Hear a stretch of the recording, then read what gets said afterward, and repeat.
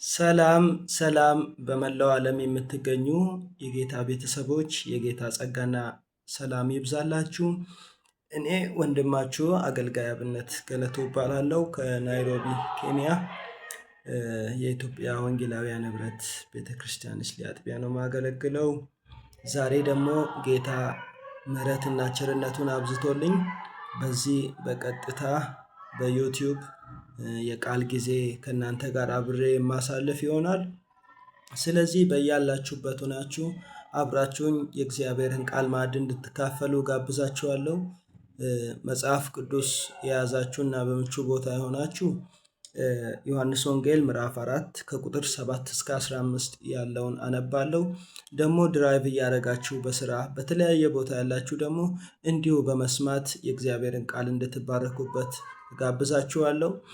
የያዕቆብን ምንጭ ወይስ የኢየሱስን ምንጭ እንፈልግ በሚል ርዕሰ ሐሳብ ነው የጌታን ቃል የምንከፋፈለው። የያዕቆብ ምንጭ ምንድነው? የኢየሱስ ምንጭ ምንድነው? የሚለውን አብረን እንመለከታለን። ከዛ ያ ምንጭ ለማግኘት ደግሞ ከኛ ምን ይጠበቃል የሚለውን ተናግሬ ያበቃለሁ። ከዛ በፊት አጭር ጸሎት እንጸልይ። እግዚአብሔር አምላኬ ሆይ በጌታ በኢየሱስ ስም አመሰግንሃለሁ። ክብር ምስጋና ላንተ ይሁን። ጌታ ሆይ በተለያየ ዓለም ዙሪያ ሆነው ጌታ ሆይ የህይወት ጥማት ውስጥ ያሉት ዛሬ ከዚህ ምንጭ እንዲረኩ በኢየሱስ ስም ጸልያለሁ። ክብር ላንተ ይሁን በክርስቶስ ኢየሱስ ስም አሜን። ዮሐንስ ወንጌል ምዕራፍ 4 ከቁጥር 7 እንደዚህ ይላል። ከሰማርያ አንዲት ሴት ውሃ ልትቀዳ መጣች። ኢየሱስም ውሃ አጠጪኝ አላት። ደቀ መዛሙርቱም ምግብ ሊገዙ ወደ ከተማ ሄደው ነበር። ስለዚህ ሳምራቲቱ አንተ የይሁዳ ሰው ስትሆን ሳምራዊት ሴት ከመሆን ከእኔ መጠጥ እንዴት ትለምናለህ? አለችው። አይሁድ ከሳምራውያን ጋር አይተባበሩም ነበርና። ኢየሱስም መልሶ የእግዚአብሔርን ስጦታና ውሃ አጠጪኝ የምልሽ ማን መሆኑን ብታውቂ አንቺ ትለምኚው ነበርሽ፣ የሕይወትም ውሃ ይሰጥሽ ነበር አላት። ሴቲቱ ጌታ ሆይ መቅጃ የለህም፣ ጉድጓዱ ጥልቅ ነው። እንግዲህ የሕይወት ውሃ ከወዴት ታገኛለህ? በውኑ አንተ ይህን ጉድጓድ ከሰጠህን ከአባታችን ከያዕቆብ ትበልጣለህን? ራሱም ልጆቹም ከብቶቹም ከዚህ ጠጥተዋል አለችው። ኢየሱስም መልሶ ከዚህ ውሃ የሚጠጣ ሁሉ እንደገና ይጠማል። እኔ ከምሰጠው ውሃ የሚጠጣ ሁሉ ግን ለዘላለም አይጠማም። እኔ የምሰጠው ውሃ በእርሱ ውስጥ ለዘላለም ሕይወት የሚፈልቅ የውሃ ምንጭ ይሆናል እንጂ አላት። ሴቲቱ ጌታ ሆይ እንዳልጠማ ውሃም ልቀዳ ወደዛ እንዳልመጣ ይህን ውሃ ስጠኝ አለችው። ክብር ለኢየሱስ ይሁን። በዚህ ስፍራ ላይ ጌታ ኢየሱስ ክርስቶስ በሰማርያ ሊያልፍ ግድ ሆነበት ይላል እና በሰማርያ ሲያልፍ በሰማርያ ሲካር የተባለች አንድ ስፍራ ነበረች። በዛም ስፍራ ላይ አንዲት ሳምራዊት ሴት ውሃ ለመቅዳት እንደመጣች መጽሐፍ ቅዱስ ይናገራል። ጌታ ኢየሱስ ክርስቶስ ደግሞ በዛ ስፍራ ተቀምጦ እናገኘዋለን እና ጌታ ኢየሱስ ክርስቶስ ምን ይላታል? ከውሃ አጠጭኝ ይላታል እና ከውሃ አጠጭኝ ብለው ኢየሱስ ክርስቶስ ሲጠይቃት እርሷ ደግሞ ኢየሱስ ክርስቶስ መሆኑን አልተገነዘበችውም። እንደ አንድ አይሁዳዊ ሰው ስላየችውም ጌታ አይሁድ ስትሆን ሳምራዊ ሴት ከመሆን ከኔ እንዴት ውሃ ትለምናለህ አለችው። እንዴት ውሃ ትጠይቀኛለህ አለችው። ምክንያቱም አይሁድ ከሰማርያን ጋር ምን አይባባሉም ነበር? አይተባበሩም ነበር ይላል። ሳምራውያን በዘመኑ የተናቁ ነበሩ። ከአይሁድና ከአሕዛብ ቅልቅል ህዝቦች ስለሆኑ በአይሁዶች ዘንድ የተናቁ ህዝቦች ነበሩ። ይልቁንስ እጃቸውን ሲጨብጡ እንኳን እጅ ጨብጠው እጃቸውን የሚጨበጡ የሚታጠቡ አይነት በዚህ ልክ የሚናቁ ነበሩ። እናም እቺ ሴት ይህንን እውነት ስለምታውቅ አንተ አይሁዳዊ ሆነ ሳለ ሳምራዊ ሴት ከመሆን ከኔ እንዴት ይህንን ውሃ ትለምነኛለህ ብላ ጠየቀችው። ደግሞ ጆክ አለ ወይ አለችው። ምክንያቱም ሳምራውያን የጨበጡትን አይሁዳውያን ለመጨበት ይጸየፋሉ። ይህም የለም በማለት ትናገረዋለች። ጌታም እንደዚህ አላት፣ የእግዚአብሔርን ስጦታና ይህንን ውሃ ጠጭኝ የምልሽ ማን እንደሆንኩ ብታውቂ ኖሮ አንቺ በለመልሽው ነበር ይላታል። ብታውቂኝ ኖሮ ውሃ የምለምንሽ ውሃ የምጠይቅሽ እኔ ማን እንደሆንኩ ብታውቂ ኖሮ። ጌታ እንግዲህ ተጠምቶ አይደለም፣ የእሷን ጥማት ለማርካት ነው። ብታውቂ ኖሮ አንቺ በጠየቅሽው ነበር አላት። እና ሴቲቱ እንደዚህ ያለችው፣ በውኑ ይህንን ውሃ ከሰጠን ከአባታችን ከነ ያዕቆብ አንተ ትበልጣለህን? እነሱም ከብቶቹም ከዚህ ውሃ ጠጡ ብላ ተናገረችው። እና ጌታ እንደዚህ አላት፣ ከዚህ ውሃ የሚጠጣ ማንም ቢሆን ምን ይላል? ይጠማል። ኢየሱስ ጌታ ነው። ከያዕቆብ ምንጭ የሚጠጣ ማንም ቢሆን ይጠማል። እኔ ከምሰጠው ውሃ የሚጠጣ ግን የዘላለም ሕይወት ውሃ ምንጭ ሆኖ ከሆዱ ይፈልቃል እንጂ አይጠማም። ኢየሱስ ጌታ ነው። አያችሁ። እና ሴቲቱ እንደዚያ ዳግመኛ ወደዚህ ስፍራ እንዳልመጣ ሁለተኛ እንዳልጠማ ከዚህ ሕይወት ውሃ ወንዝ አጠጣኝ ብላ ጌታ ኢየሱስ ክርስቶስን ጠየቀችው። ጌታ ኢየሱስ ዛሬ ይህንን ውሃ ያጠጣችኋል። ዳግመኛ እንዳልጠማ ወደዚህ ስፍራም እየመጣው እንዳልደክም ከዚህ ውሃ ምን በለኝ አለች? አጠጣኝ አለች።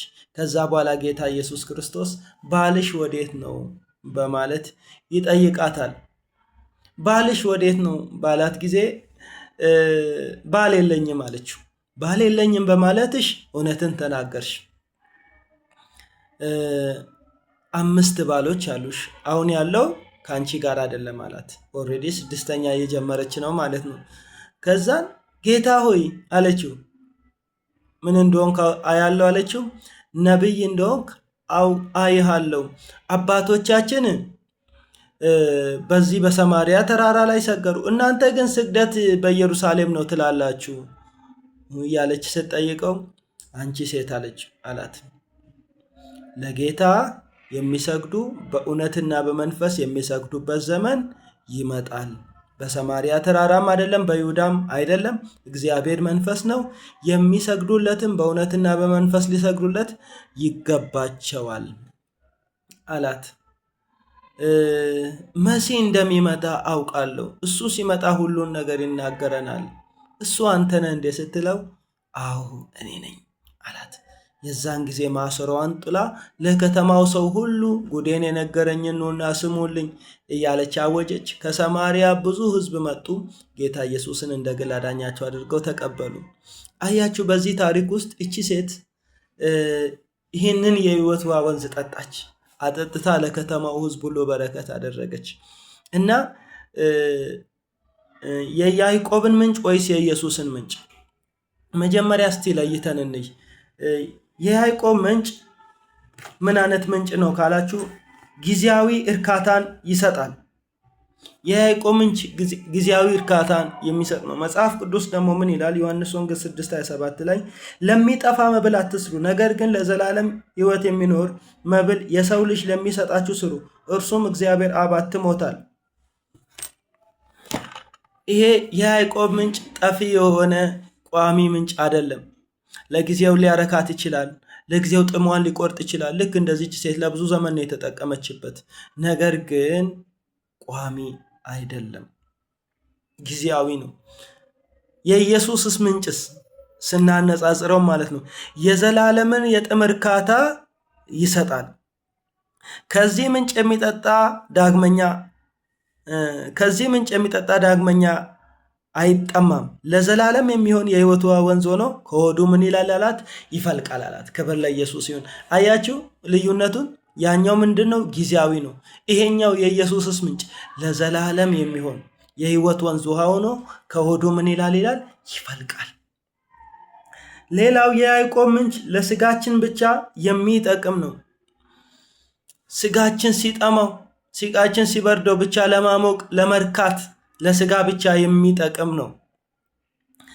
የኢየሱስ ምንጭስ ነፍስንና መንፈስን የሚያረካ ነው። ኢየሱስ የሚሰጠን ስጋን ብቻ የሚያረካ ሳይሆን ለነፍሳችን በመንፈሳችን ጭምር ነው። ለዚህ ነው ሮሜ 14:17 ላይ የእግዚአብሔር መንግስት ጽድቅና ሰላም በመንፈስም የሆነ ደስታ እንጂ መብልና መጠጥ አይደለም። አያችሁ፣ የያዕቆብ ምንጭ መብልና መጠጥ ነው። ዳግመኛ የምንራበው ነው። ዳግመኛ የምንጠማው ነው። ወጣን ስንል ዳግመኛ የምንወርደው ነው። እንደዚህ ነው። የኢየሱስ ክርስቶስ ምንጭ ግን እንደዚህ አይደለም። ነፍስንም መንፈስንም የሚያረካ ነው። ለዚህ ነው እናንተ ሸክም የከበደባችሁ ሁሉ ማቴዎስ 11:29 ወደ እኔ ኑ እኔም አሳርፋችኋለሁ ካለ በኋላ ለስጋችሁ ብቻ አይደለም ለነፍሳችሁ ረፍትን ታገኛላችሁ። የኢየሱስ ክርስቶስ ምንጭ ያላረፈችን ነፍስ ያሳርፋል። ነፍስንም መንፈስንም የሚያሳርፍ ያ ግን ለስጋ ለጥቂቱ እርካታ ብቻ ነው። ሌላው የያዕቆብ ምንጭ ሕይወትን የማይለውጥ ነው። እቺ ሴት የማይለወጥ ቋሚ የሕይወት ድርቀት ያለባት ሴት ነበረች። ለምሳሌ አታላይና ውሸት ናት። ጌታ ኢየሱስ ስንት ባሎች አሉሽ ብሎ ሲጠይቃት ምን ብላን የመለሰችው? ባል የለኝም። ግን ስንት ባል አላት? 5 ባሎች አሏት። ከእሷ ጋር የሌለ አንድ አለ። ኦልሬዲ 6 ማለት ነው። ውሸትና አታላይ ናት። ከያዕቆብ ምንጭ ትጠጣለች። ነገር ግን ያው የማይለውጥ ምንጭ ስለሆነ ሊለውጣት አልቻለም። ሌላ ያላረፈ የትዳር ህይወት ነበራት።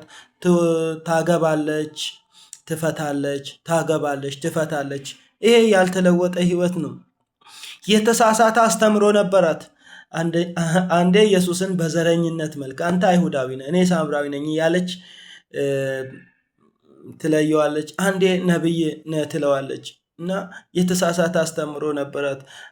ስግደት ደግሞ እግዚአብሔር መንፈስ ነው፣ በሁሉ ስፍራ ይመለካል።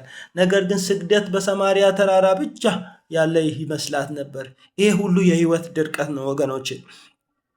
ኢየሱስ ክርስቶስን ማንነት ጌታነት አታውቅም ነበር። ኢየሱስ ክርስቶስን ማንነት በውሉ አታውቅም ነበር። የያዕቆብ ምንጭ ይህንን ሁሉ ያልሰጣት ያለወጣት ውሃ ነው። እና ይሄ የያዕቆብ ምንጭ እንደሆነ ነግራቸዋለሁ። ግን ህይወትን የማይለውጥ ነው። እየጠጣች ህይወቷን አይለውጥም። እየጠጣች ህይወቷን አይቀይርም። የኢየሱስ ክርስቶስ ምንጭ ግን ህይወትን የሚለውጥ ነው። ይህን ህይወት የሚለውጥ አታላይነቷን ያስወገደ፣ የተሳሳተ አስተምሮዋን ያረመ፣ ወንጌል መስካሪ አድርጎ የቀየራት ነው።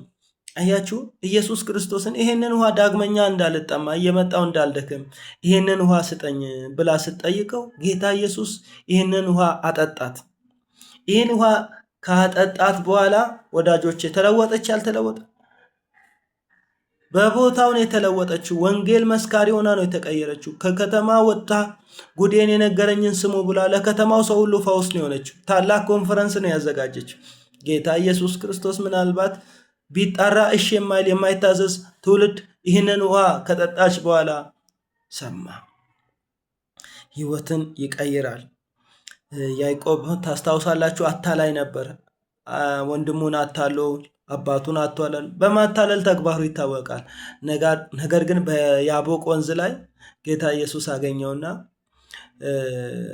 ልቀቀኝ አለቅም ከሰውም ከእግዚአብሔርም ታግለ አሸንፋልና ስም ምን ይባላለው? እስራኤል ይባል። ተለወጠ። ያዕቆብ ተለወጠ። የለወጠው ምንድን ነው? የኢየሱስ ክርስቶስ ምንጭ። ሌላው የመጨረሻው የያዕቆብ ምንጭ ሊደርቅ የሚችል ነው። ይደርቃል። የሆነ ወቅት ላይ የሄደ የሚደርቅ ነው። የኢየሱስ ምንጭ ግን እየበዛና እየጨመረ የሚሄድ ነው። የህይወቷ ወንዝ ከሆዱ ይፈልቃል ነው አይደለም የሚለው? ይፈልቃል። ማላዲያ ሴፓራዳ ባጃኒስ ይፈልቃል። በቃ አይዘጋም። ይፈልቃል። ሌባው ሊያርድ ሊያጠፋ ይመጣል ይላል ዮሐንስ ወንጌል 10:10።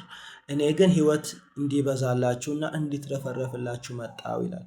ስለዚህ የሚበዛ ነው እና የያዕቆብ ምንጭ ሰው ያለ ክርስቶስ ደስታና ሰላምን እረፍትን የሚፈልግበት የዚች ዓለም ጉድጓዶችን ያመለክታል።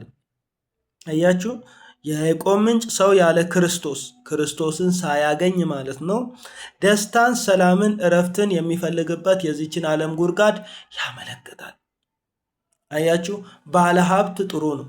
ባለሀብትነት ውስጥ ግን ሰላምን፣ ደስታን፣ እረፍትን መፈለግ የያዕቆብ ምንጭ ይባላል። የያዕቆብ ምንጭ ይህንን አይሰጥም። የዚህ ዓለም ጉድጓድ ነው። የዚህ ዓለም ጉድጓድ ብንሞላ ምን አይልም? አይሞላ። የያዕቆብ ምንጭ ይባላል። ኢየሱስ ክርስቶስ የሚሰጠን ምንጭ፣ አብ የሰጠን ተስፋ፣ ለዘላለም በእኛ ውስጥ የሚኖር መንፈስ ቅዱስ ነው።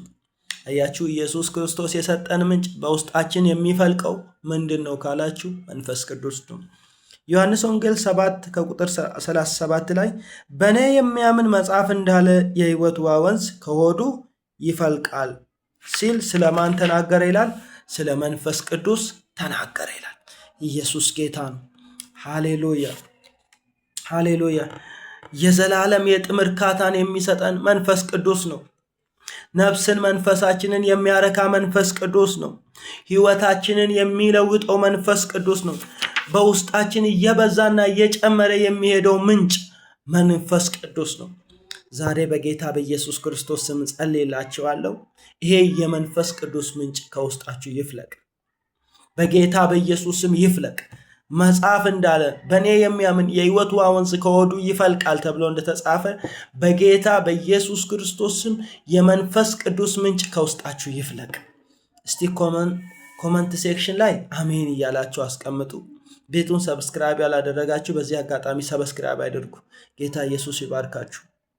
እና ኢየሱስ የሚሰጠንን ምንጭ ለማግኘት ምን መሆን አለብን?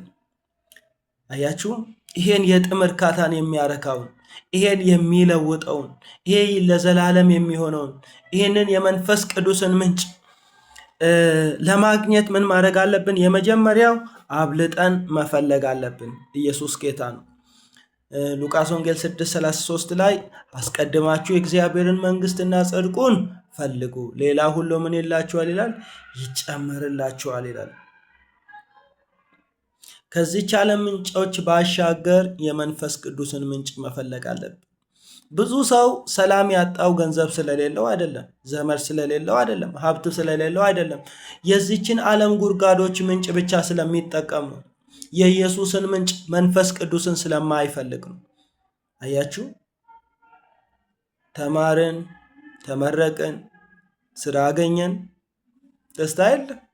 ሰራን፣ አተረፍን፣ የራሳችን ሆቴል ሱቅ ከፈትን፣ ደስታ የለም። አረስን፣ ፍሬ አገኘን፣ ፍሬውን አከፋፈልን፣ ደስታ የለም። ቤት ሰራን፣ ደስታ፣ ትዳር አገባን፣ ልጅ ወለድን፣ እየጨመረ መጣ። ምንድነው ችግሩ ካላችሁ፣ መጽሐፍ ቅዱስን አናነብም፣ አንጸልይም፣ መንፈስ ቅዱስን አንራባም። ይሄንን ምንጭ እንጠማ። ይሄ የህይወት ምንጭ ነው። ነፍስን የሚያረካ ህይወትን የሚያረካው ይሄ ምንጭ ነው። የመንፈስ ቅዱስን ምንጭ ፈልጉ። ሌላ የያዕቆብን ጉድጓድ አትፈልጉ አላልኩም? ለጥም ጊዜ ይጠቅማል። ሴቲቱን ይጠቅማታል እኮ እየቀዳች እየሄደች ከያዕቆብ ጀምሮ እየተጠቀሙባት ነው። ነገር ግን ችግሩ ምንድን ነው? የያዕቆብን ትንሿን ምንጭ እየጠጣን የኢየሱስን ምንጭ መዘጋት እና አብልጠን እንደው ምን መፈለግ አለብን? የመንፈስ ቅዱስን ወንዝ መፈለግ አለብን። ጌታ ኢየሱስ ለዘላለም ጌታ ነው። ዛሬ በኢየሱስ ስም ጸልይላችኋለሁ። አብዝታችሁ የምትጠሙበት፣ ቃሉን የምትጠሙበት፣ መንፈሱን የምትጠሙበት፣ ህልውናውን የምትጠሙበት ጥማትና ፍላጎት እግዚአብሔር በውስጣችሁ ያስቀምጥ። ጥማትና ፍላጎትን እግዚአብሔር በውስጣችሁ በኢየሱስ ስም ያስቀምጥ። ሌላው ይሄንን ምንጭ ለማግኘት ምን ማድረግ አለብን? ምንጩን ልንጠማው ይገባል። እናንተ የተጠማችሁ ሁሉ ወደ ውሃ ኑ፣ ገንዘብም የሌላችሁ ኑና ግዙ፣ ብሉም፣ ኑና ያለ ገንዘብ ያለ ዋጋም የወይን ጠጅና ወተት ግዙ። ኢሳይያስ 55:1 ይላል። ኑ ይላል። ኑ ግዙ፣ ጠጡ፣ ብሉ ያለ ዋጋ ይላል። እናንተ እነማን? የተጠማችሁ። እናንተ ምን ያላችሁ? የተጠማችሁ። ምንጩን ለማግኘት ግዙ ይላል። በምንድን ነው የምንገዛው? በሽሊንግ ነው? በዶላር ነው? በገንዘብ ነው? በምንድን ነው ይሄን ምንጭ የምንገዛው? በጥማት ተጠማ። መንፈስ ቅዱስን ተጠማ። ሌሊት እየተነሳ ተጠማ። በቀን ተጠማ። እናንተ የተጠማችሁ ሁሉ ወደ እኔ ኑ፣ ያለ ዋጋ ያለ ገንዘብ ጠጡ ይላል እግዚአብሔር ቃል። በድርቀት ለምን ትሞታለህ ወንድሜ? በድርቀት ለምን ትሞቻለሽ? በድብርት በዲፕሬሽን ሰው ከዳኝ፣ ሰው ጠላኝ ምናምን። ምን ነው? ምንጩ እያለ ወደ ኢየሱስ ምንጭ ተጠጊ።